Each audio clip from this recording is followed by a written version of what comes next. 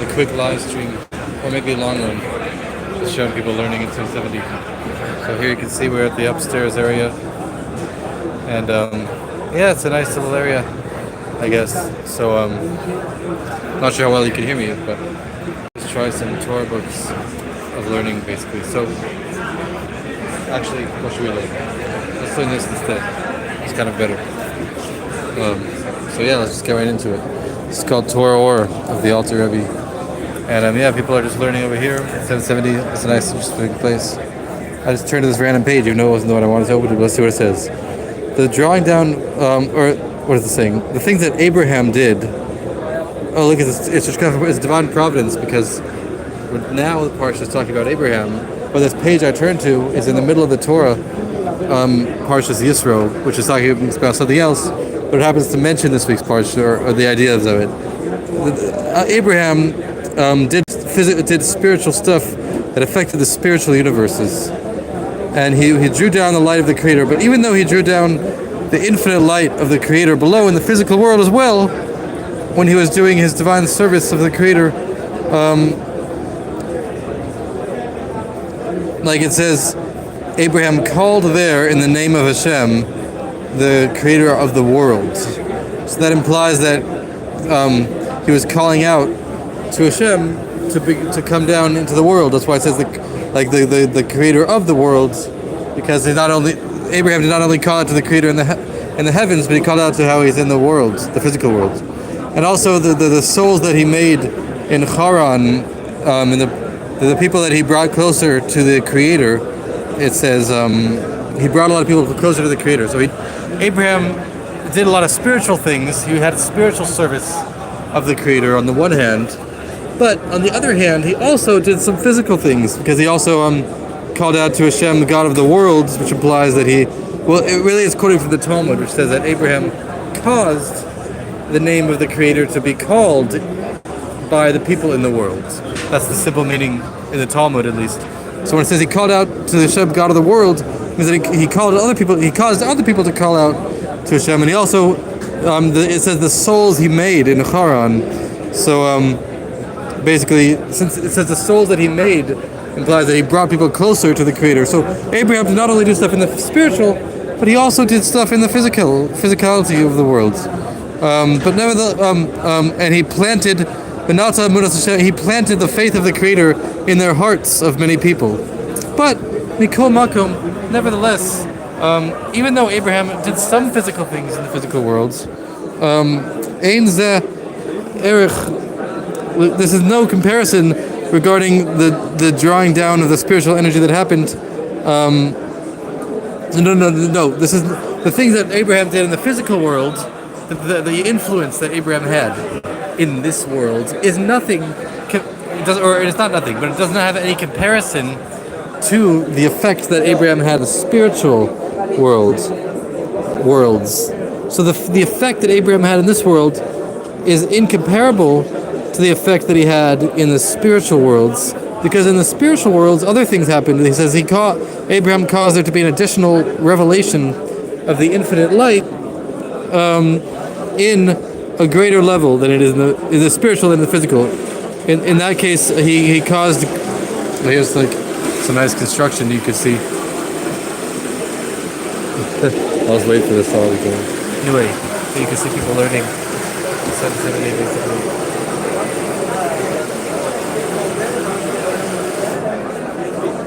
Okay, I guess that's a sign that we should then take a 5-second break whenever we do it. Okay, when he's doing this, maybe I'll just film other things until we get back to it.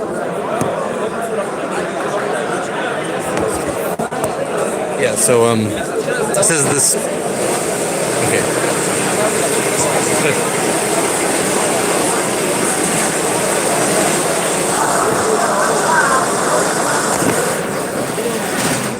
In between the things that he does, we'll talk maybe. Anyway.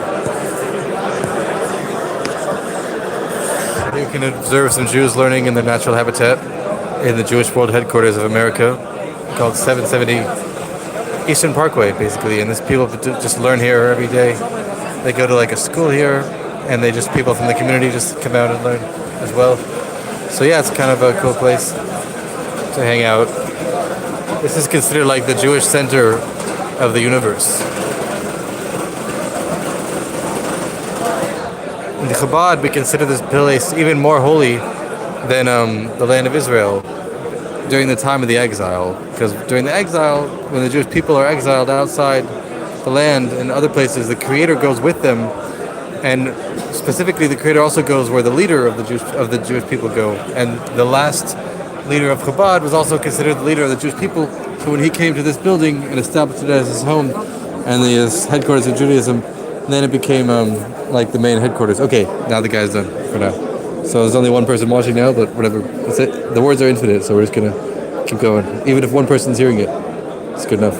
So the spiritual effect that Abraham had was greater than the physical effects. Even though Abraham did a lot in the physical world, he called people in the physical world to call out to Hashem, but he also did a lot more stuff in the spiritual world.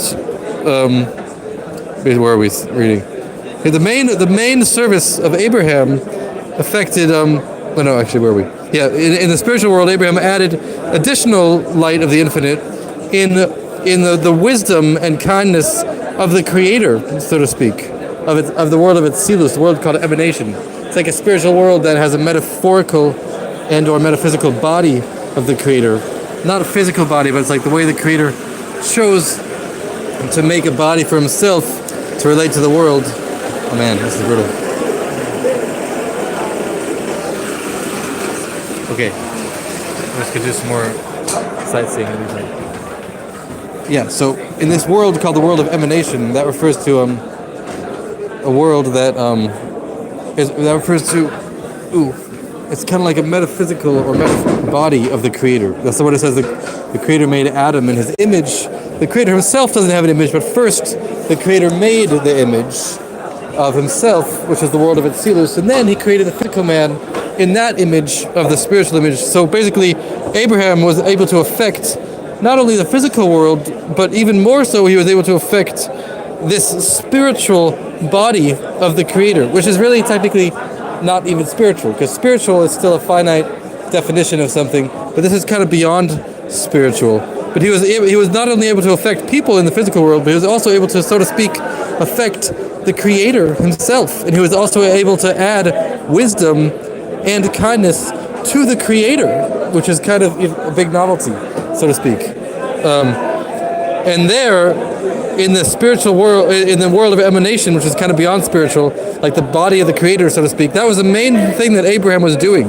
He was like, so to speak, even fixing and improving the Creator Himself in a way, meaning like the aspect of the Creator, obviously, that is related to the world, because the Atzmus, the essence of the Creator, is beyond any kind of a manifestation, beyond any kind of body of any kind. Not even when we talk about body, we're not even talking about physical. And we're not even talking about a spiritual body. We're talking about like even greater than spiritual, more sublime. But even so, it still has some kind of definition of like wisdom and kindness, etc.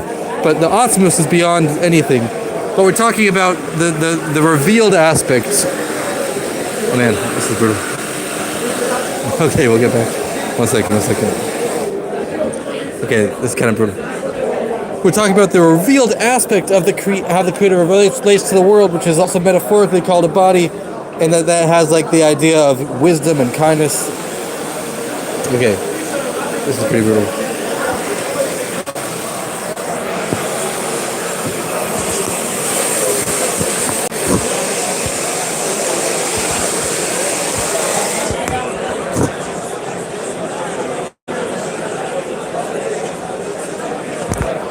Construction is relentless. Yeah, so the point is that it's not to talk about the Atzmus, which is the essence of the Creator. The Atzmus means the essence, the part of the Creator that's like the Creator Himself, which is beyond any kind of definitions or images. But when we talk about how the Creator relates to the world, then it says He made like this kind of metaphysical and even meta-spiritual body for Himself to relate to the world with, and that body is essentially just like brutal. It's like a combination of like different aspects of how He relates to the world, like kindness, wisdom, judgment, etc. So it's saying that Abraham's service was not only affecting physical people in this world, but he was also, so to speak, improving the Creator, meaning improving this limited aspect of the Creator, which is the aspect that he limits himself to relate to the world with. But within that aspect, which the Creator himself created limitations on, but Abraham was able to affect that itself, which is like, so to speak, we could say it's as if he was improving the Creator and influencing the Creator himself. Even though not the awesomeness, not the essence of the Creator, but just the way the Creator relates to the world. Yeah, but so, and there in that world of emanation, which is like the meta spiritual body of the Creator, that was the main service of Abraham. And like it says, and he guarded my commandments, meaning like when it says, when the Creator said he guarded my commandments, it doesn't say that he guarded it doesn't say that he guarded his commandments, meaning the commandments that he was commanded to do only, but it's saying the Creator's commandments, so to speak, like as if the Creator commanded himself to do certain things, and Abraham was able to have influence even on the Creator's commandments, meaning like even on like the actions of the Creator himself, which is even greater than being able to influence the physical world. And it says my commandments. It says when it says he guarded my commandments, not just the things I commanded him, but my actual, meaning like the Creator's actual commandments that the Creator himself does. Like the Creator commands himself to do things, and he does those things. So those are my commandments, the commandments that the Creator himself does. And Abraham guarded even those, the creators that the Creator does himself, not the creators, not just the commandments that the Creator commanded others to do, but the commandments that the Creator himself commands himself to do, and he listens to his own commands. Because really, Abraham was doing a lot of stuff, but this was before the Torah was given. So like he was keeping laws of the Torah when the Torah wasn't even there yet. The Torah wasn't even in the world yet. So he wasn't doing it because he was commanded to do it. He was doing it because the Creator commanded himself to do it. And through Abraham doing the actions of the Torah that he did then, it's like he was able to influence the actions of the Creator himself. The commandments of the Creator himself does himself. Like it says, the Creator visits the sick. One of the commandments of the Torah is to visit the sick. So the Creator also, when he commands us to do things, the Creator also visits the sick, which is this week's. It's kind of a special part. I literally just randomly turned to this page out of all the pages, and this happens to be talking. It's a completely different section, talking exactly about this passage. It's talking about this part of the Torah that we're learning now, even though it's a completely different section of the Torah. But in this week's Torah portion, it says that after Abraham circumcised himself, he was sick. And in this week's parsha, it says 3 days later, the Creator revealed himself to Abraham to visit the sick and to heal him. So that this is quoting from this week's parsha, even though it's a totally different page entirely. So the Creator himself does commandments. The Creator himself visits the sick. And what is it? And now it's saying not only does the Creator visit the physical sick, but there's also spiritual sickness. That the idea of sickness in the spiritual worlds is like it says, like someone is lovesick. They're sick with love of the Creator, meaning they have so much love of the Creator, but they don't have it saturated enough. So it's like they're lovesick, meaning like they want to. Meaning it's talking about like sickness. I mean, there's sickness in the physical world, but the sickness in the spiritual world means that the desire they have to get to the Creator, which is not yet satisfied. It's like they have such a burning love for the Creator, so that sickness is like the love they have that's not yet reached. So when the Creator visits the sick, he is able to fulfill that desire they have to connect to the Creator, and therefore be connected to the Creator. Meaning, like the sickness is the sickness they have. It's like they're lovesick for the Creator. They have so much desire for the Creator because of the revelations in the spiritual worlds. So the souls and the angels in the spiritual worlds, they want to be closer to the Creator, and it's like they're lacking. They have the love to want to be closer, but they're lacking the actual closeness of the Creator initially. So when the Creator visits the sick, he fulfills that lacking. He fills up that lack of being, so to speak, further away from Him, and he is able to like reveal himself to them. And basically, that the level of the sickness of love, like being lovesick in the spiritual worlds, is because of the concealment that exists, because even the spiritual worlds are a concealment of the Creator. The Creator hides Himself to create worlds, even the spiritual worlds. So in the spiritual worlds, they're aware. In the physical world, it's the most concealment, but we don't actually realize that there's a concealment. It says even the concealment itself is concealed. Like the Creator is hidden, but we don't even know that the Creator is hidden, so we don't really care so much unless we try to care. That's a different issue. We have to make ourselves care. But in the spiritual worlds, they realize that the Creator is hiding Himself even from them, because the spiritual worlds are still a limitation, and they're still hiding the Creator greatly. But they're more aware of the reality that's happening around them. In the physical world, people just don't even know anything that's happening. It's like physical, so they don't even know that there's a concealment, so they don't really care about it.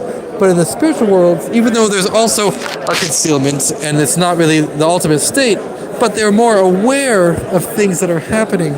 So because they're aware of the concealments in the spiritual world, that's why they become lovesick for the Creator. It's like they're aware of the concealment, and they want to remove the concealment. That all the levels of the light of the Creator that fills the worlds and surrounds the worlds is only a tiny little ray of the Creator, meaning all of the energy that the Creator gives, that He gives life to everything in the physical and spiritual worlds, is only a little ray of light. It's not the Creator's essence Himself. The Creator, all of the creation does not require any effort at all, because everything is only a tiny little ray. Even the highest possible worlds, the greatest level you could ever reach in existence at all, is still only infinitely insignificant to the Creator Himself. It's just like a tiny little ray of light, and it says in the verse in Psalms, it says His ray, His radiance is on the earth and the heavens, meaning like even everything that exists in both the earth and the heavens is only His radiance, but nothing more. And if so, then the people in the spiritual worlds, like the souls and the angels, since they're more aware that everything that exists, even the highest levels of existence, is only a tiny little ray of the Creator, but nothing in comparison. Therefore, they would have a burning desire of their soul to cleave to the infinite Creator. Literally, they don't want to just be part of the little insignificant ray where all of existence comes from. They want to actually cleave to the essence of the Creator and Himself. And regarding this love of the Creator, this love sickness, this sickness of love, that it's like they're sick in the spiritual worlds, but it's like because of the concealment, because they're aware of the concealment and they don't have the revelation of the infinite. It says, He brought me close with fires. So what does that mean? This is a verse in the Psalm of Psalms. I think it means He made me close with fires, and Rafaduni, and he pursued me with apples. I'm not really sure what this is talking about, actually, but we'll find out. So something about fires and apple. I think ashishus can also mean some kind of meal, some like different kinds of meals, but it also means fires, and something about apples. I'm not sure. We'll see. And something about He's pursuing me with apples, whatever that means. This is the idea of a revelation of the infinite light that comes after the concealment. That this revelation is healing, is like a healing power for this sickness. So, okay, I'm not really sure about the part about the fire and the apples, but basically somehow this verse is alluding to the fact that the souls and the angels in the spiritual worlds are sick because they realize the concealment, and they don't have that concealment removed. They realize that the Creator is hiding Himself from them, and that all of existence is only a tiny little ray, so they want the revelation of the Creator. And then when the Creator visits the sick, that visiting of the sick is removing that concealment with them and revealing Himself to them. Man, the construction is really brutal.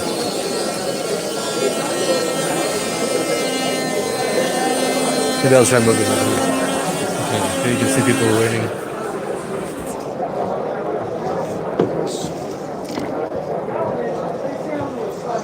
Okay, here we go.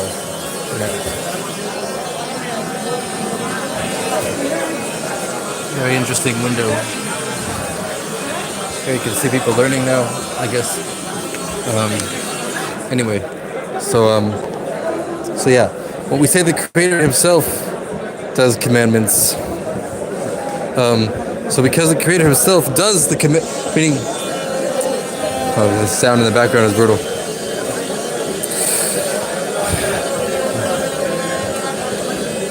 Okay. Anyway, we can watch people learning in the meantime.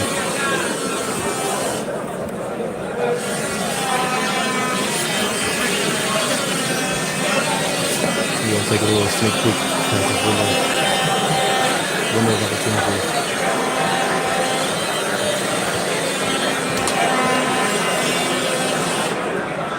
Okay. This is pretty brutal.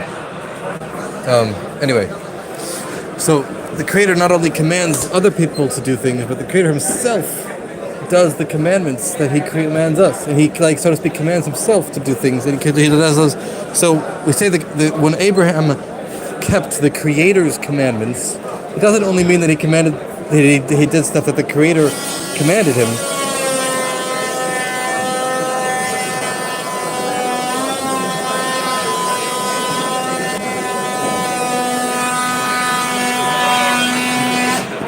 Because in fact, the Creator didn't even command that many things. The Creator only commanded us a few things.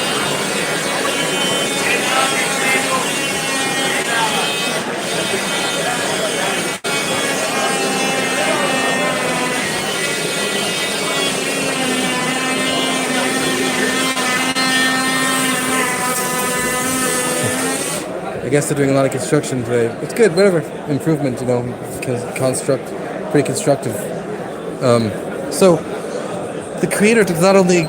At the time of Abraham, the Creator barely even commanded anything. I mean, He commanded circumcision, but the Creator barely even commanded things. He commanded the 7 laws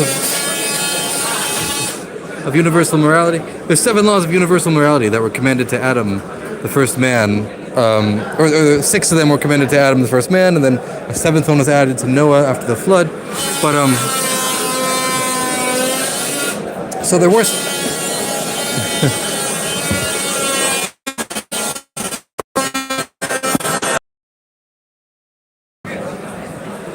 Wherever I go, this construction. Whatever. So there were some commandments. The Creator commanded something, but the verse that said that Abraham kept all of my commandments and all of my Torah laws, that's not just referring to the 7 laws of Noah that everyone else was commanded, but it's also referring to in the Talmud that Abraham kept even the laws of the Torah, which would be given to the Jewish people at a later time, hundreds of years after Abraham, which is like all the laws of the Talmud. Like there's like more than 15,000 laws, and even laws that the rabbis would later make, like thousands of years later as decrees. Abraham still knew about those laws. And he kept them all, even before they were commanded. So when it says he kept my commandments, it's not just referring to the things he commanded other people at the time, but it says my commandments that Abraham kept. Abraham did even the things that the Creator Himself was doing. And through his actions, apparently, it says here that he even, so to speak, had influence on the actions of the Creator Himself. And then it's giving some examples of what are some of the commandments that the Creator does, because the Creator visits the sick. The simple example of visiting the sick is in this week's Parsha, where the Creator reveals Himself to Abraham after the 3rd day of circumcision, where Abraham was sick because he was still 3 days after circumcision. He was still kind of like pained and wasn't in the best health. So the Creator revealed Himself to him at the entrance of his tent, and then the Creator also says it took the sun out of its shield, and there was a revelation of the future time of the resurrection of the dead and the Messiah. When the Messiah comes, says there's going to be a great revelation of the Creator's light, that it says the Creator is going to take the sun out of its shields, and there's going to be like 70 times greater lights and 70 times greater heat, but like good heat and light from the sun that there is now. And that new light from the sun will also have spiritual effects in this world that will cause all kinds of like eternal life and all kinds of stuff. So even in the times of Abraham, the Creator took the sun out of its shield in order to heal Abraham after the circumcision. And then the Creator revealed Himself to him to heal him. So this is one example of the Creator visiting the sick. Other examples it's mentioning now is when the Creator visits the sick, not only the physical sick, but the sick in the spiritual worlds. Usually we think sickness is only in the physical world, but no. the spiritual worlds also have sickness, because really in the physical world, people don't really know that the Creator is concealed. Basically, the Creator conceals himself to make anything, to make any kind of existence at all. Is a concealment from the Creator, and all of existence is only from a tiny little ray of light of the Creator's power. But the Creator himself is totally removed from the world, so to speak. He's also found in the world, but it's like he's not like limited by the world, because the world is only a tiny ray of light absorbed in its source. So in the physical world, people don't really know that the Creator is concealed, so therefore they don't really care so much, so they're not really sick in that regard, because they don't even care about it, so they don't even know what they're missing. I mean, really that's kind of like a deeper level of sickness. If you don't even know that you're sick, is one thing. But in the spiritual worlds, there's also a concealment. People think like, oh, if they passed away, then like they're closer to the Creator in the spiritual, but no, not necessarily, because the Creator is found equally everywhere. It's only in the physical world people don't really know that the Creator is concealed, but in the spiritual world, people have a higher awareness of what's happening, so they are aware of the concealment. And because they're aware of the concealment, and they're aware that their existence is only a tiny little ray of light, then then they want to cleave to the essence of the Creator, which is beyond that little ray of light. And because of that desire to cleave to Him, which is not actually fulfilled, that's considered like a sickness in the spiritual worlds as well. But when the Creator visits the sick, and visiting the sick is not just visiting, but it's also like helping to heal the sick. The Creator's healing that spiritual sickness as well by revealing Himself to the souls, and apparently the angels, I think, doesn't say, but whatever the spiritual people are. So that's one example of the Creator visiting the sick, not only in the physical world, but visiting the sick in the spiritual world as well. Like satisfying that desire to cleave to Him, which if it's not fulfilled, then it's like a sickness. Okay. So another example of the Creator's commandments, meaning the commandments that the Creator Himself does, not only the things that He commands other people, but the Creator's commandments, like it says, my commandments of the Creator. The rabbi said that the Holy One, blessed be He, puts on tefillin. Tefillin are these little black boxes called phylacteries for some reason, that the Jewish people wear on their head and on their arm, facing their heart, to draw down the Creator's light into their hearts through their arm. It goes on their arm, facing their heart. So when it's facing the heart, then like the Creator's light from the boxes like shines into one's heart and connects the heart to them. And then when the tefillin box is on their head, then it's like the light from the head tefillin, the spiritual light, fuses with one's brain and also connects one's intellect to the Creator. So there's this commandment. These are things the Creator commanded us to do in the Torah and the Talmud, which is the word of the Creator as well. And that's where the tefillin is from. So the tefillin are like boxes that the Jewish people wear on themselves during prayer to connect to the light of the Creator. But the Creator Himself also wears tefillin. He doesn't only tell us to wear tefillin, but He Himself does it as well.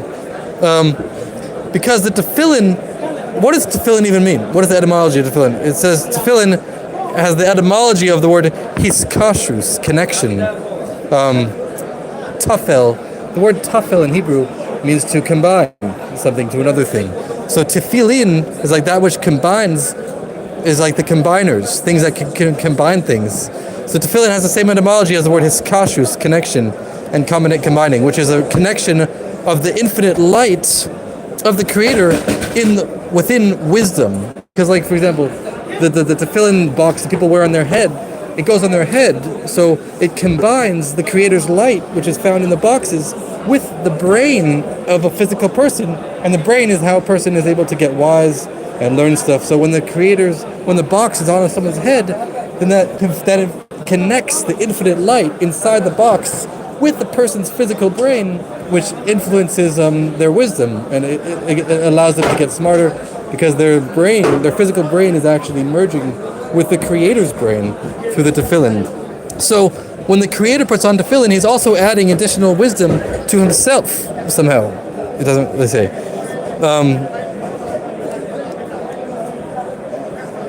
Tefillin is an etymology of connection, which means that it's a connection of the infinite light in wisdom. I mean, apparently this is talking about the head tefillin. There's two tefillins. One goes on the arm, which faces the heart, in order to combine the heart to the infinite light of the Creator found in the box that's on the arm. But the second one is on top of the head to combine the physical brain with the light of the Creator. Apparently, this is talking about one of the head tefillin combines the infinite light with wisdom. I mean, by a person, it combines it with their physical brain, which is how they have wisdom. Apparently, it also connects the Creator with even deeper wisdom than the Creator himself has. And that means that we say, this is what they say, that the tefillin of the Master of the world, what is written in them? Meaning, like, even the Creator puts on tefillin. This is in the Talmud tractate Brachos, the part that talks about prayers and stuff. And it talks about the tefillin that we wear, and then it says, oh, but the Creator also wears tefillin. Like it says, I forgot the exact reference. I think the reference was when it said he tells his commandments to Jacob and his statutes to Israel. So, meaning his commandments is similar to what we're saying here when Abraham kept my commandments.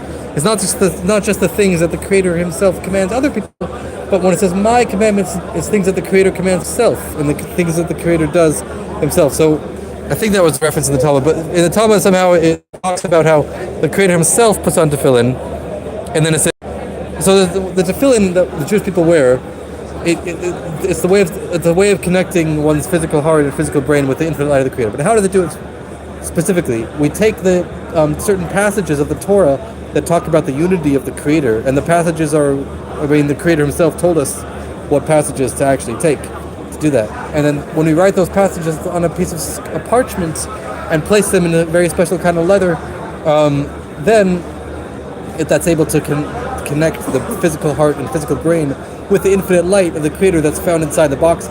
So it's because of the writings that are inside of the tefillin that that the infinite light of the brain and heart is able to connect with the Creator's light. So the writing, it's important what's actually written in it. It's the passages that talk about how the Creator is one and how to love the Creator and fear Him, etc., that talk about it in the book of Deuteronomy. Those are the passages that are written in the tefillin, which the Creator told us to write in them. But the Creator puts on tefillin as well.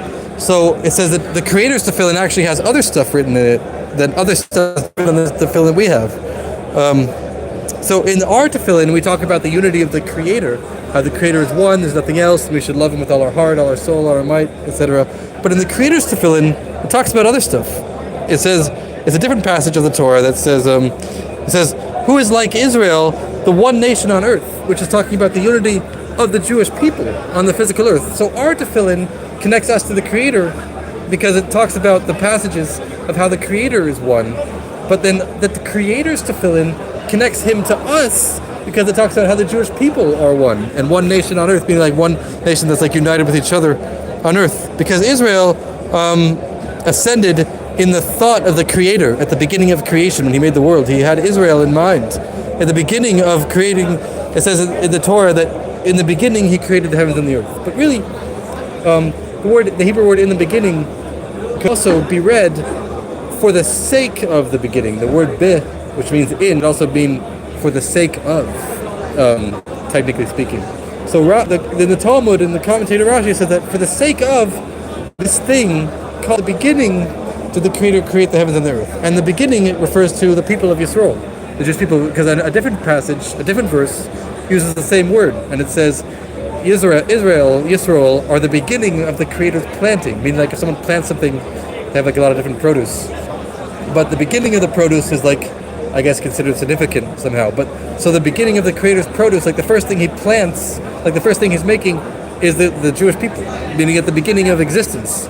And it says, for the sake of the Jewish people that the Creator made first, so to speak, even before the world, then for the sake of that did the Creator create the heavens and the earth.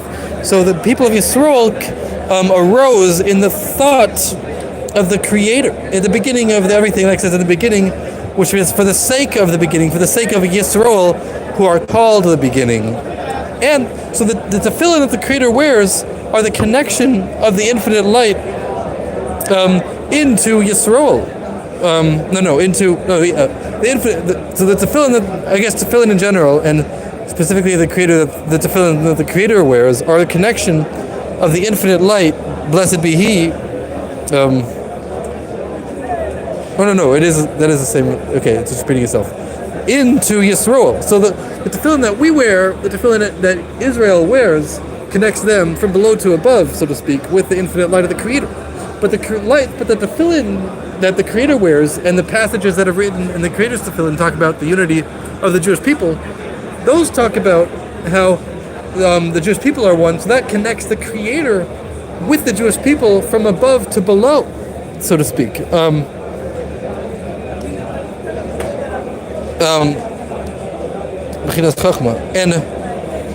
where's that? So okay, and it says, and not only that, but it says Yisrael are called wise. So when we say that the tefillin connects something with wisdom, the simple meaning is that the tefillin, like on the head that we wear, connects our physical brain from below to above to the spiritual or even meta-spiritual wisdom of the Creator that's found in the physical box that we put on the head. Because the box that we put on the head like connects our brain to the light of the Creator, to the light of the Creator's wisdom, which is like a pathway that allows the Creator to add His wisdom into our physical brain, basically, when we put on the tefillin. But so when we put on the tefillin, we're connecting to the Creator's wisdom. But when the Creator puts on tefillin, it says He's connecting to us, and it's we, the Jewish people, are actually called wisdom themselves. Meaning, the simple meaning is that the Creator is obviously the wisest possible thing you could get. I mean, the Creator is like the source of wisdom, the source of all kinds of intellect. So when we put on tefillin, we're connecting to the Creator's intellect. But when the Creator puts on tefillin, He's connecting to us, and we ourselves apparently are called wisdom for different reasons. Because the reason it says here is because it says, in the beginning He created the heavens and the earth, and in the beginning means for the sake of the beginning, and Jewish people are called the beginning. In a different verse, it says that the Jewish people are the beginning of His produce, like we said, and the beginning is also a reference to the concept of intellect in different Kabbalistic works, because really there's different levels of how people interact with the world and interact with things. It's like when the first thing they do whenever someone does something, there's a whole chain of events that happens. The first thing is that they actually think about it with their intellect. Then they could feel that they want to do something after they think about it, and then after the feelings that they have, then it finally goes into the action. Really, feelings could also influence intellect as well. But the point is that intellect is considered the first thing, that the first cause. If there's a chain of cause and effect regarding actions people do, wisdom is the first in that chain. And not only is it the first thing that we do, but it's also the first thing, so to speak, that the Creator does when He creates the world. First, the Creator thought about creating the world.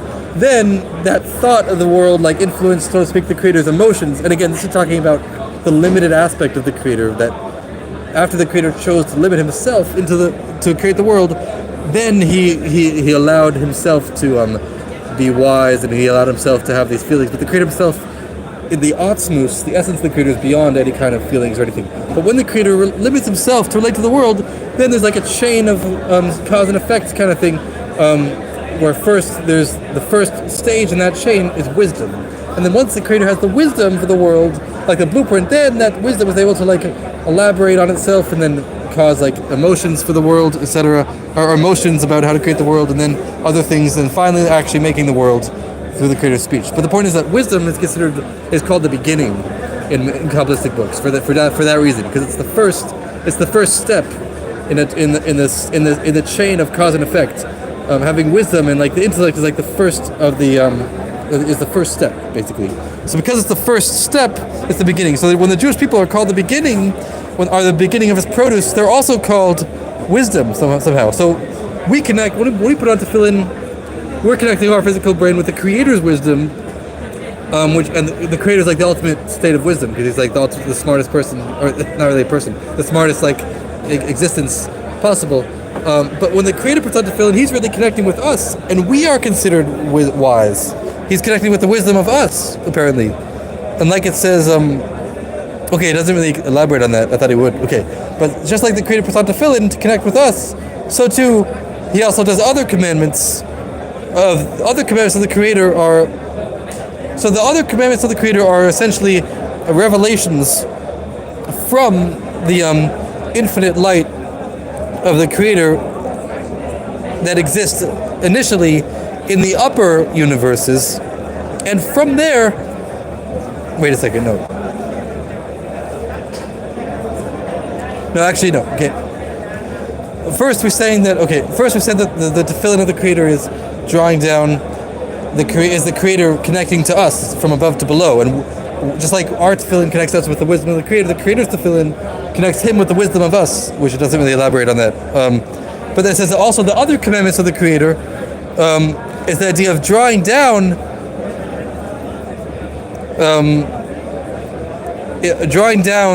things, or drawing down energy from the infinite light from above to below into upper worlds. Meaning, I guess the upper worlds are still considered below the infinite light. So, I mean, first we said that the tefillin is connecting with us in the physical world, but now we're saying the commandments of the Creator is the Creator's infinite light coming down from its state of being infinite light into the upper worlds, which even though they're upper worlds, but apparently they're still considered down relative to the infinite light. And in those upper worlds, there's a revelation of the infinite light that was drawn down into them, and then that infinite light becomes dressed up in wisdom in the spiritual worlds. Okay. First we were saying that the Creator's wisdom, the Creator putting on tefillin is Him connecting with us, apparently in the physical world, which are considered wise. But maybe now it's implying other things. But now it's implying that the Creator's commandments is like the Creator, so to speak, connecting the infinite state of Himself with the more finite aspects of Himself, such as the wisdom of the Creator and the intellect of the Creator. Even though we said the Creator connects Himself with the wisdom of us, with the film, and now we're saying that the Creator connects Himself with His own wisdom, apparently. So this is kind of confusing. At first, it said He's connecting with us, the Jewish people. The Jewish people are considered wisdom. Now it's saying He's connecting with His own wisdom, which the wisdom itself, His own wisdom and His own kindness, is a concealment, because He had to conceal Himself to make wisdom and kindness. But then when He does the commandments of Himself, then those commandments essentially draw down from the infinite light, from the infinite light, which is beyond the spiritual worlds, into the spiritual worlds and into the wisdom and kindness that exists in the spiritual worlds. And when we say spiritual, in this case, we're talking about meta-spiritual, meaning in the body of the Creator, so to speak, which is a limited aspect of the Creator. Okay, so it's not really clear. If first we're saying the commandments connect with the Jewish people in the physical world, now we're saying the commandments connect the infinite light with the Creator's own attributes, which are still lower, but they're still not the physical world. It's not really clear what specific level it's connecting to, but maybe it's going to elaborate on. But this world, maybe we'll see. Maybe we'll see. So when the Creator does commandments, apparently, according to what it says here, this last part, then that connects the infinite light of the Creator only with the spiritual worlds, which the spiritual worlds are also a limitation, but they're still not the physical world. So apparently we're saying now when the Creator, I think I see where this is going. We're saying when the Creator does commandments on His own, it's only connecting the infinite light with the spiritual worlds, but it's not influencing the physical worlds, even though we said earlier that He's connecting with Israel, which are called wisdom, but I'm not sure what that part is talking about. Apparently Israel are called wisdom, but maybe it's not referring to the spiritual wisdom. I think it's referring to the physical. No, actually, I don't know. Whatever. We'll figure out that for now. The point is that through the commandments that the Creator does, it says that's connecting the infinite light of the Creator with the spiritual worlds, but not the physical worlds. But this physical world is called the world of separation. Like it says, from there they will be separated. I mean, this is the verse that talks about the Garden of Eden. It says there was one river that flows from Eden to water the garden, but at a certain point, it was one river, but then the river got separated into four total rivers. 3 other rivers for a total of 4 rivers, including, because one of the rivers is still like the main river. But there was one river that later became 4 rivers after it was flowing. And this is talking about the Garden of Eden, which is a metaphor as well. In addition to the physical Garden of Eden, it's also a metaphor for the spiritual worlds, which are called the Garden of Eden. and Eden is beyond the Garden of Eden. There's the Garden of Eden is one thing, but in the Talmud it says that Eden itself is a different place, both physically and spiritually, than Eden, than the garden. The garden is only that which receives revelations from Eden, but Eden is like the source of the revelations. So in the source of the revelations, there's only one river. From the source of the revelations, then there comes from that initially just one river.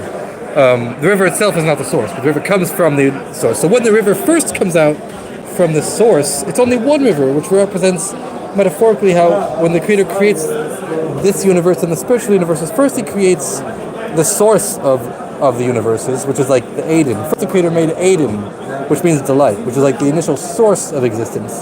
And from that source of existence, then he created other worlds. Initially He created other spiritual worlds, and then after the spiritual worlds He created the physical worlds. So the spiritual worlds are called the Garden of Eden, and there's different levels of gardens as well. But the gardens are the Garden of Eden, and in the garden, then there's four rivers, meaning like at the initial state of the Creator making everything. First there's Eden, the source, where everything's one, and then at the initial stage when the Creator first starts creating the worlds, which is the world of emanation, which is, we said earlier, like the body of the Creator, which is not only metaphysical, but it's also meta-spiritual, because it's not really spiritual yet. It's still considered like a revelation of the Creator, but in a limited form, and that's like the image of man, when it says He made Adam in the image, the image of the Creator, it's called the image of the Creator. When He made man in the image of the Creator Himself doesn't have an image, but it's referring to after He made the first revelation, which is the level of emanation, which is like the metaphysical and meta-spiritual body of the Creator, which is like the first way the Creator can relate to existence, such as the existence of wisdom, the existence of kindness, etc. And that initial stage is like the one river. So first there's Eden itself. Eden is beyond even that world of emanation. It's like the infinite desire the Creator had to create the world, because the word Eden means desire. And then from that initial desire, then He started creating existence. And the initial state of existence was the world of emanation, which is like the body of the Creator. And in that world, it's only pure unity. There's only oneness. There's no separation of existence at all. It says all the past, present, and future are all united.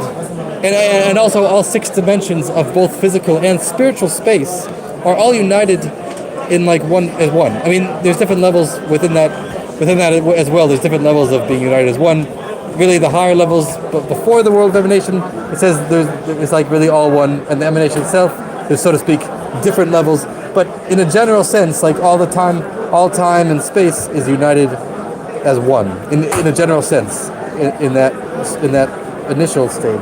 So that's when it says in the Torah that there was one river that flowed from Eden. But then at a certain point, it says the river separated into four rivers, and those refer to four other universes that were created after the world of emanation. And those that's referring to three other universes that were created after the world of emanation. And the fourth river is still the world of emanation, because if you have one river that splits into four, then there's three other sections, but there's still one main section, which is the initial part that the river came from. But there's three sub-branches of that river, and those sub-branches of the river that became separated from the root river are three other universes. And those other universes are the universes that the angels hang out in, and universes that souls could be in. But in the initial stage, in the world of emanation, there's no angels at all. I mean, it says that's the source where souls come from, but there's no like finite division of different souls. It's all kind of like one soul, pretty much. But in the other universes, in those three other rivers called the worlds of creation, formation, and action, then those other worlds are where angels and souls can exist in a separate form.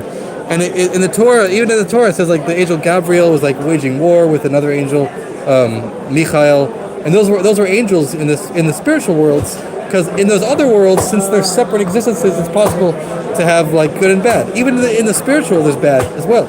It's not just all good. So in the spiritual, we're talking about these other worlds that are after the world of emanation. Then those are the worlds of separation.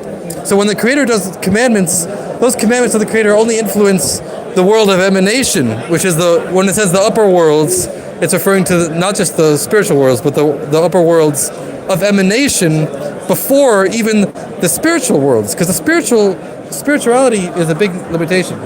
So the spiritual worlds are the other worlds, the angels and souls cases.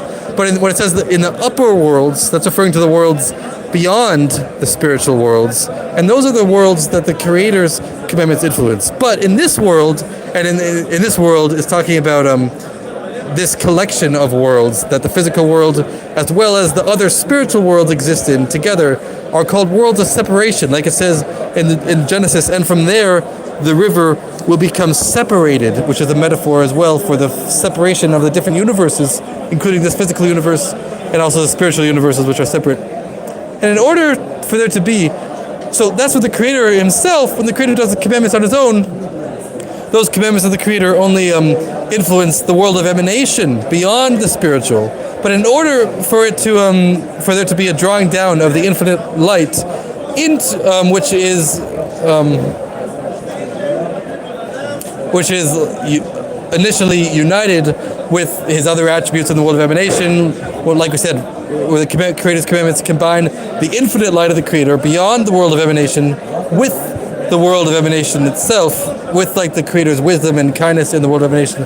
I guess that's what it says when he connects to Israel. Apparently Israel is also referring to how those attributes exist in the world of emanation, but not the physical world, apparently. But in order for that to also exist below in the actual separated world, in this physical world, not only in spiritual world, but in the physical world, then the Torah was given to Yisrael, because the Torah was given to us, and the Torah is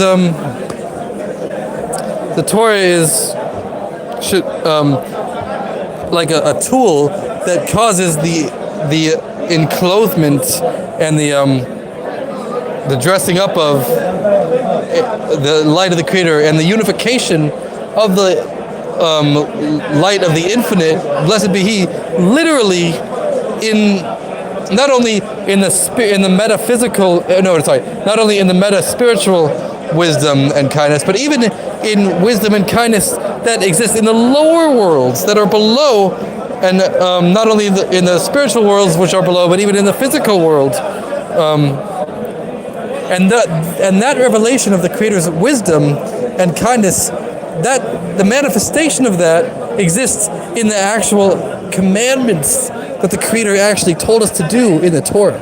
Those commandments are a manifestation of the Creator's wisdom, which exists beyond, not only beyond this world, but also beyond the spiritual worlds, which is the world of emanation, which is like the initial source of intellect and kindness. And that infinite kindness and wisdom of the Creator is found in the physical world through the intricate details of the commandments that the Creator commanded us to do, and their fulfillment in physical action. When we do the physical actions of the Torah, that's revealing this infinite intellect and emotions of the Creator that exists even beyond the spiritual world, and that reveals it specifically only in the physical world. It says that even the Creator himself, so to speak, I mean, he's able to do anything, but the way he set up the world before the Torah was given, even the Creator himself, so to speak, was not able to influence the physical world, even though he could do anything. But like, according to the system that he chose to create, initially, even the Creator himself could not even influence the physical world. But when the Creator gave us the Torah, He allowed us to cause the infinite light to be infused in the physical world itself. Like it says, Hashem descended on the mountain of Sinai. So before He came to Mount Sinai, it's like, so to speak, the Creator was only above, not only in the spiritual worlds, but even beyond the spiritual worlds, only in the world of emanation, in the body of the Creator, so to speak. So He was only above, but when the Creator gave us the Torah, the Creator actually descended, the Creator Himself descended to the physical world, on top of the physical mountain of Sinai. And regarding this idea, they said,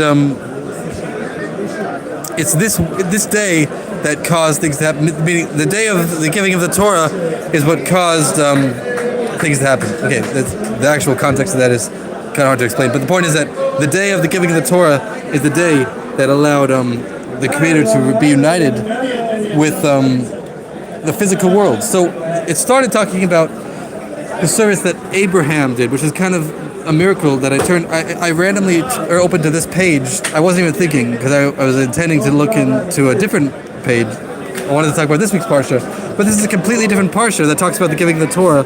And but right at the beginning of this, the first thing I opened to, it talks about Abraham, which was before, Abraham existed before the Torah was given. And it says,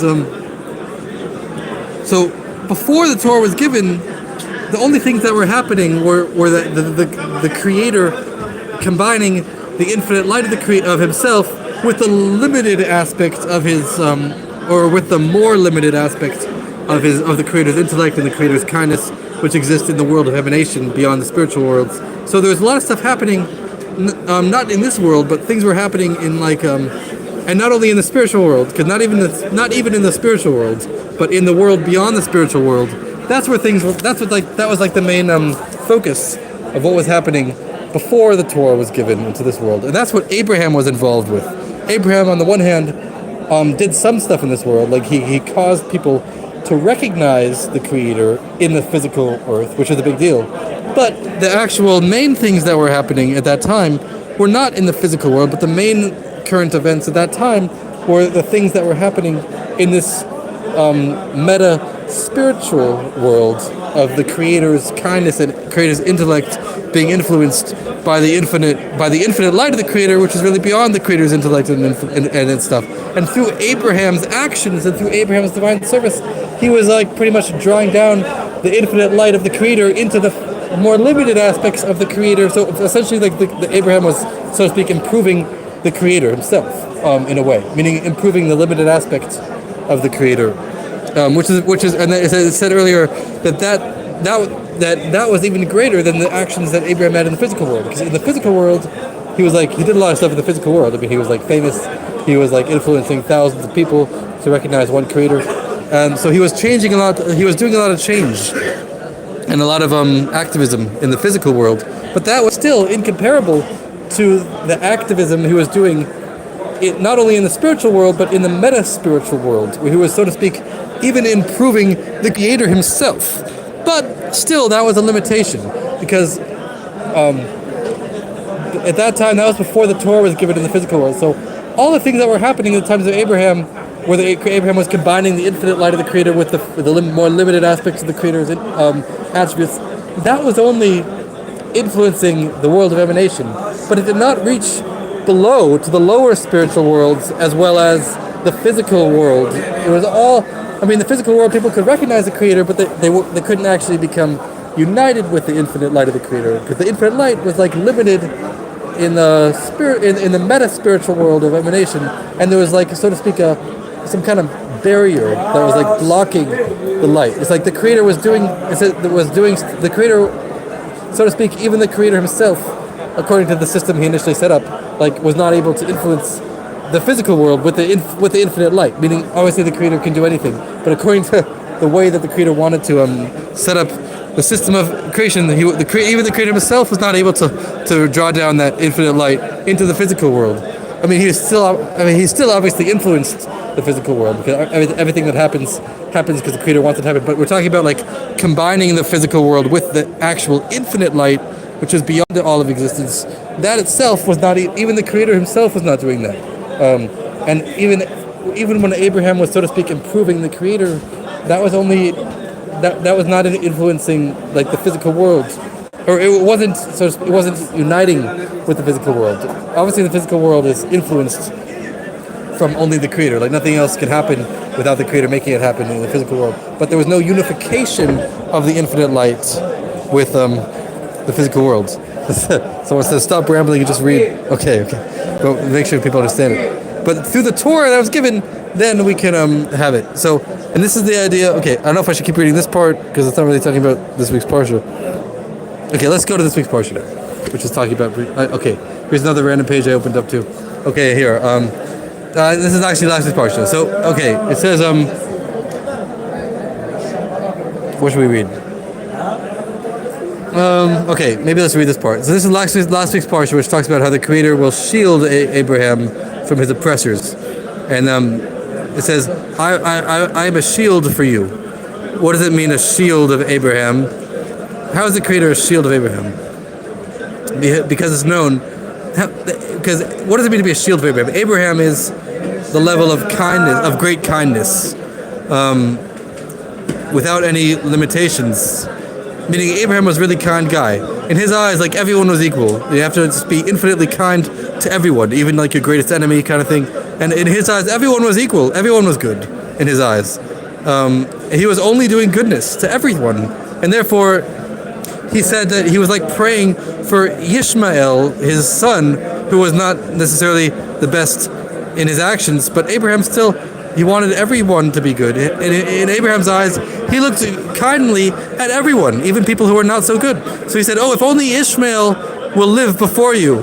And he was praying that Ishmael should live, meaning like live, not only physical, but live forever. He wanted Ishmael to like live forever and be united with the Creator before you. And it says before you, meaning like inside, meaning before the Creator, like being like right in front of the Creator kind of thing. Meaning like he wanted Ishmael to have an infinite life with the revelation of the infinite light of the Creator without any limitations. And even though Abraham knew that Ishmael wasn't the best in his character, but nevertheless, because of Abraham's great kindness and Abraham's great goodness, his extreme goodness, he wanted that Ishmael should live, and not only this, but he wanted that Ishmael should live with the infinite kindness of the Creator without any limitations. So Abraham was a really nice guy, basically. And this is what it says. So when the Creator like chose the Jewish people to come and to be like, when the Creator chose the initial forefather of the Jewish people, obviously it was Abraham. But Abraham was not the direct forefather because he still had Ishmael, who was not the Jewish people. It says, not like Abraham. So I forgot the exact context, but it's saying like not like oh no okay. What is the context? Okay. The point is something about like how the Creator singled out specifically Jacob, and all of Jacob's children became the Jewish people, but not so when it came to Abraham and Isaac. Because not when it says where are we? Somewhere around here. So it says not so by Abraham, because by Abraham Ishmael went out from him, came out from him, because Ishmael went out from Abraham because of okay. Apparently, Abraham was able to give birth to Ishmael, not give birth, but be the father of Ishmael, who apparently was not the best person because of Abraham's great kindness, and like everyone's equal in his eyes. So even someone who's not so good was able to come out from Abraham. But in truth, this is not befitting. Even though it's a good idea to like be kind to everyone, and like everyone, even like bad people, we should be kind to. But no, it's not really the best thing to do, because when Moshiach comes, and when Hashem wants Amen, this is what it says here. It's written that death will be extinguished forever. So the concept of death in the world will no longer exist, and the spirit of impurity I will wave away from the earth. These are two different verses that talk about when the Messiah comes. Evil will be eradicated. The desire we have to do evil will go away. And that we need to burn away all the evil that exists from the earth. And if the world will behave with only kindness, then the world will not be able to reach its ultimate state of the Messiah. Because in the Messiah, there's not going to be any more bad. So the true state of the world is not to have any badness. So Abraham really wanted everyone to just exist, and he wanted everything. He's like, oh yeah, everything's good. Like, those people like, yeah, it's all good. Like, everything's good. Even like the really bad people, yeah, it's all good. But really, no, it's not really befitting for it all to be good. Even though, I mean, everything happens from the Creator, but it's like there's still it's really the befitting thing is to get rid of evil. That's how the world can reach its ultimate state. I mean, really, it says that like it's not talking about like the bad people should be eradicated, but it's saying that the bad desire to do evil should be eradicated, such that we only have the desire to do good. And therefore, Yitzchak came, and Isaac was kind of like the opposite of Abraham. Isaac was really harsh. He was all about really harsh judgments. He was so Yitzchak was like the opposite. Abraham was like so kind. He's like, oh, it's all good. Like everyone's good. But Isaac was like, no, not everyone's good. We need to like have some punishments and stuff. Isaac was all about like punishments and like having very strict judgments, and because that's also not the best thing to have. And because of that, from Yitzchak was able to give birth to Esav, who was pretty bad in the sense of being like an evil person, and evil not in the sense of being like evil through kindness, but evil through actual evil. And that was because Esav, who was able to be born from Isaac, because of Isaac's harsh tendency towards judgment and very strict judgment, which is also like, and by Esav it says Esav should live by the sword. Esav lived by the sword, so Esav was like pretty harsh as well, because Isaac was really harsh. So Esav, who came from Isaac, was really harsh, but harsh in a bad way. So both of these extremes are not good. It's not good to be openly good to everyone, and you can't just say like everything is good. No, I mean there's some things that are bad that need to be eradicated, and you also can't just say everything should be just judged very strictly. When we say Isaac was harsh in judgment, it doesn't mean like going like more harsh than what's befitting. Judgment means to only have what you should have, only have like what people are deserving to have, and no more. So essentially judgment means to like consider who's deserving of what based on their actions. Like only those who are actually deserving should have this, the people who are not deserving should not. So it's like very strict, saying like only this and not that. So that's also not the ultimate state. On the one hand, we can't have infinite goodness. We can't have ultimate kindness. We can't just say like everything's good no matter what. That's bad. And we also can't say that everything should just be exactly what they're deserving, because that's also too strict. And if you have that, then you can have a lot of harshness. So really, you have to have a middle ground. And that middle ground was Jacob, Yaakov. But Yaakov was, it says, all of his descendants were complete, and all of his kids were totally righteous because he had the middle ground. Okay, it doesn't really elaborate on that here. But other places say that Jacob was essentially the idea of mercy. Mercy means to recognize that some things are bad, and we can't just be completely good for everyone. But it also means to not be so strict with everyone, even if someone is not deserving. But there's still a concept of having mercy on people, meaning like because of their the situation that they're found in, it's good to have mercy. Mercy does not mean kindness. Kindness means just like overlooking any kind of transgression without even looking at any bad at all. That's not a good thing, but to have. But the idea of and also strict judgment, just to have only what's deserving and nothing more, that's also bad. But the true state is to have mercy. Mercy means to recognize when someone is deserving or not. But still, even though you recognize that they're not the best, but you should still have mercy on them and be nice to them because of the situation they're found in. That was the idea of Yaakov's attitude, Jacob's attitude. So Jacob's attitude was the best, and because of that, all of his children were righteous. And it's known that. So okay, this is all talking about how the Creator is a shield for Abraham. So now maybe we'll get back to that. So the idea of the shield is something that hides something else. For example, in a war, or something that blocks something else. For example, in a war, where were we even reading? In a war, what line are we on? It's called a shield. In a war, there's a shield. People have shields in war because the shield hides the person and covers them, so that's just that arrows should not hit them.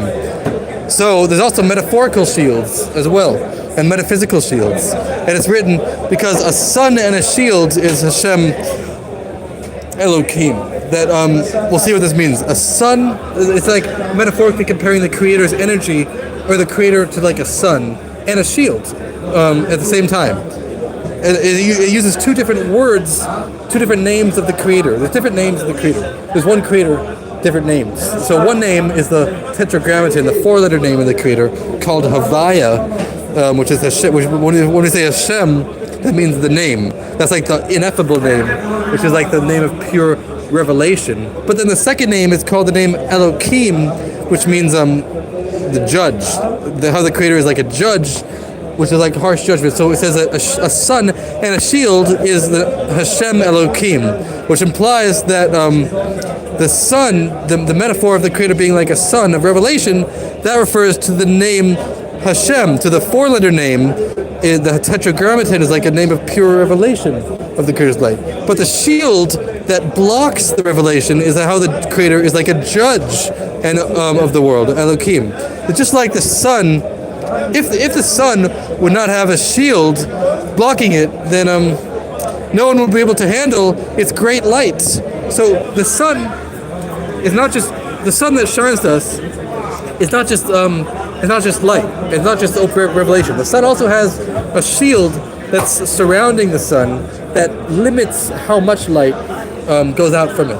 And I think scientifically they just discovered this, or maybe when I say just, I mean like maybe a few hundred years ago, but still relatively recently. But this was like written about like in Kabbalah and the Talmud already thousands of years ago, that the sun is not just pure revelation. The sun also has a shield around it that's limiting how much light goes from it to reach the world so that we could exist. So if the sun would not have the shield, nothing else would be able to handle its really intense light. And the shield that exists around the sun is like a shield such that we're able to handle it. Just like in a war, people have a shield such that the arrows don't hit them. So to the shield of the sun is like, so to speak, it's like so that the intensity of the light does not hit us too badly.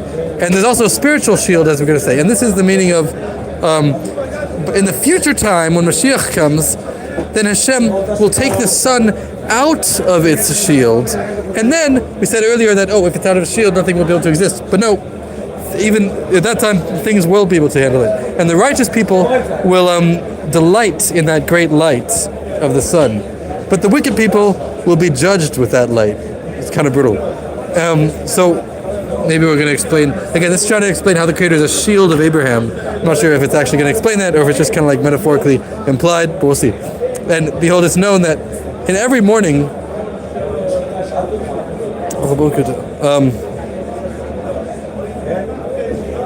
every morning there's like a revelation of the energy of Abraham. Because Abraham, we said earlier, was just pure kindness, infinite kindness, like we said earlier. Like everything was good in his eyes. He just wanted to do kindness. Like he says, where are we even reading? I can't even follow this. It says, okay, where are we? Okay, every morning, there's like a kindness that of the Creator that shines on the world, and that kindness is like a revelation of Abraham. Like it says, who Abraham was just pure kindness, and that kindness is awakened in the world.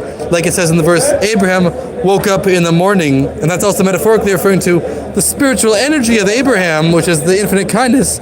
Is that kindness itself, which is a spiritual energy, wakes up meaning like it's awoken onto the world in the morning time, and like it says in the Zohar. Like it says in the Zohar, apparently the Zohar elaborates on how the verse Abraham woke up in the morning metaphorically also alludes to this spiritual energy of Abraham that wakes up every morning and influences the entire world, such that there's like a revelation of great kindness in the morning.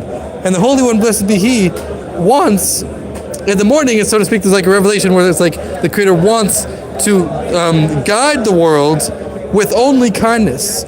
Like in the morning, it's like it's like a new opportunity kind of thing. The Creator like brings us out of bed, makes us awake, returns our soul to us, and He wants us to like actually give us another chance, because there's kindness in every morning.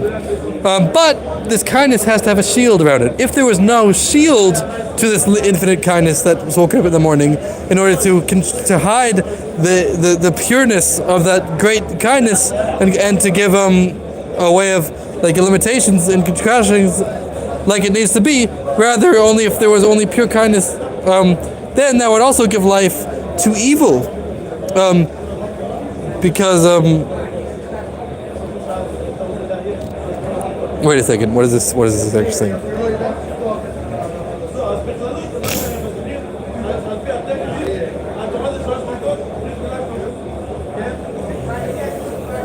Okay,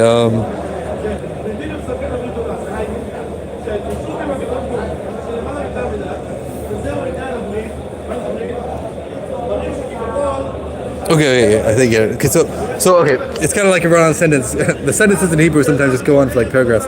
It's basically saying every morning there's this revelation of the kindness of the Creator. Like it says, Abraham woke up in the morning, and the Torah is eternal. Not only did the Abraham woke up that morning, it's talking about, but the spiritual energy of Abraham, which is pure kindness, wakes up and influences the world every morning. So the morning time is a time of pure kindness, where it's like the Creator wants for there just to be only goodness for everything. And even though there would still be some evil that exists within that concept, okay, that's one thing. So in every morning there's like this infinite kindness of the Creator that's woken up, that influences the entire world. It's like pure new opportunities and everything.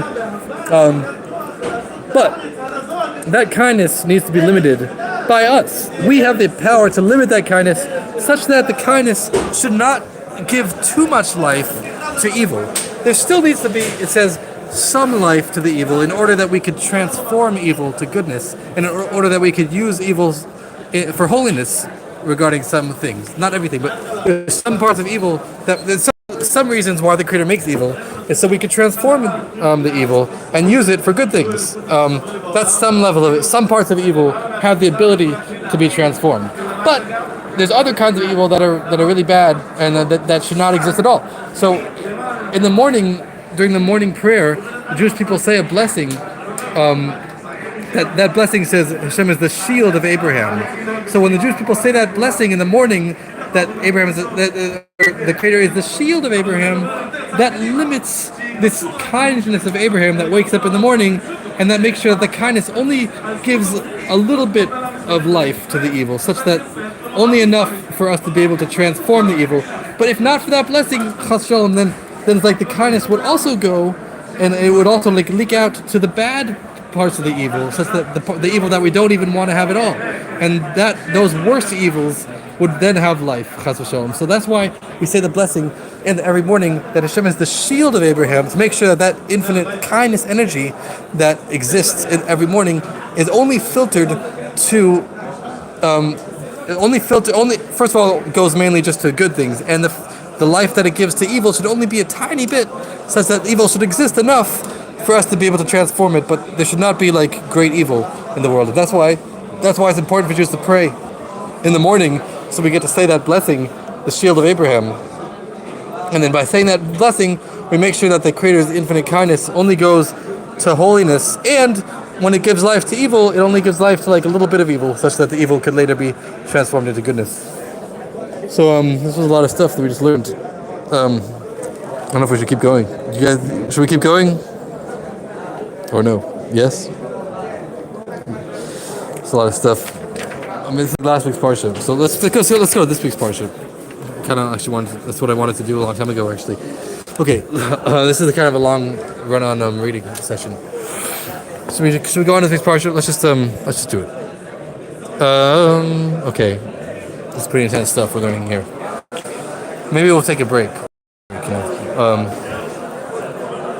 Yeah, it's good to take a break or good to take. You guys, if you've been watching this whole time, that's not as we're learning. So maybe let's take a break, and we'll get back to it when Moshiach comes, and even after. But this week's parsha is good to learn. Anyway, so hopefully you guys are all well, and see you soon.